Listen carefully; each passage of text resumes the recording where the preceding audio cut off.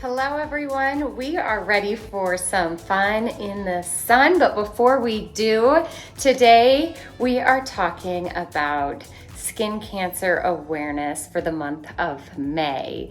The sun is starting to shine, we're starting to go outside more, but before we do, it's super important to talk about preventable measures for skin cancer and age prevention. Skin cancer is one of the most popular cancers, but it's also one of the most preventable. 80 to 90% of aging is also preventable with proper sun protection. And today I want to talk about how to choose the right sunscreen, which one's the best for your skin type, what does SPF mean, and how much should I be wearing? And a couple different tips and tricks while you're out in the sun.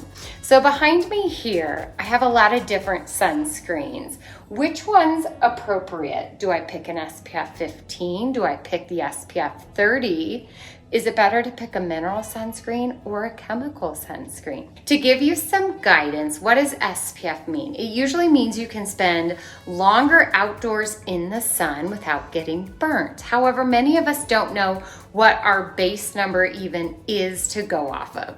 Many people will think an SPF 30 has double the protection of an SPF 15, but wrong, there's only a 4% difference. So, an SPF 15 blocks 93% of UV rays, whereas an SPF 50 blocks 98%. So you can see there, it's not a huge percentage. Now, if you're gonna be outdoors for a long time, I would go with a little bit higher SPF. However, just because the SPF is higher doesn't mean you don't have to apply it as often. You still have to apply all sunscreens every 2 hours for the best protection. Every 2 hours. It's best to apply all your sunscreens at least 15 minutes before you go outdoors for the best protection as well. And then let's talk about how much sunscreen should we apply. So I got out the teaspoons today to talk about how much. In general recommendations, a 2 tablespoon amount, or this is the equivalent of a shot glass as well, is the amount of sunscreen that should be used to cover your entire body, where they recommend more of a 1/4 of a teaspoon for the coverage of your facial sunscreens. Things to remember when you're putting your SPF on a daily basis for our face: don't forget the ears, don't forget the lips, and don't forget your eyelids. All of these get exposed, and some of these areas actually have a higher chance of skin cancer because they are missed opportunities when we're applying our sunscreen. And don't forget your décolleté and our hands. They also see a significant amount of UV rays.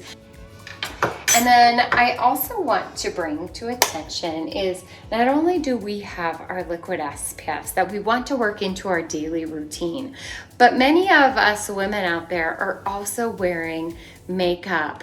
A lot of people don't like the heaviness or the stickiness or tackiness that might be left after your liquid sunscreen. There are amazing mineral sunscreens out there that will help cover any tone imperfections while also providing you additional SPF and mattifying that look for your sun care activities. Next, a big question I always get asked is, what is the difference between a physical sunscreen and a chemical sunscreen?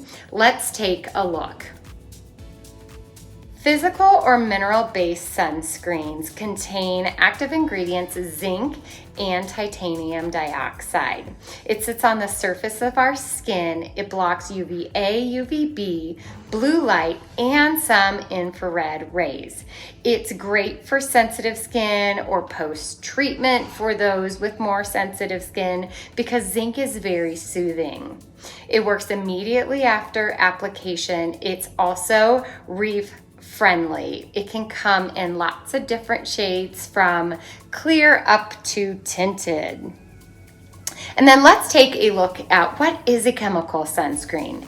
Chemical sunscreens typically contain a list or variety of the chemicals listed here on the screen. They absorb UV rays and they convert it to heat and release it back off of the skin. Now, one negative with chemical sunscreens is you usually have to wait 20 to 30 minutes before sun exposure or going in the water to ensure it absorbs properly into the skin so you benefit from that SPF protection.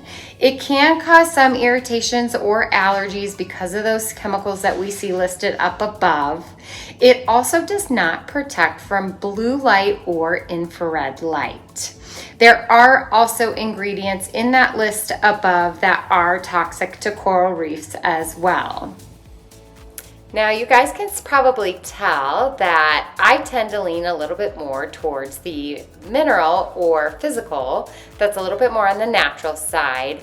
However, one of the more positive things on chemical sunscreens is they're lighter and blend in a lot easier due to it being that chemical base. But don't let that prevent you. There are a lot of great high quality mineral based products out there that will blend in and have a lighter formula. At the end of the day, prevention is power. Pick a sunscreen that fits your routine, your preferences, but make sure it's on daily. Any sunscreen is better than no sunscreen.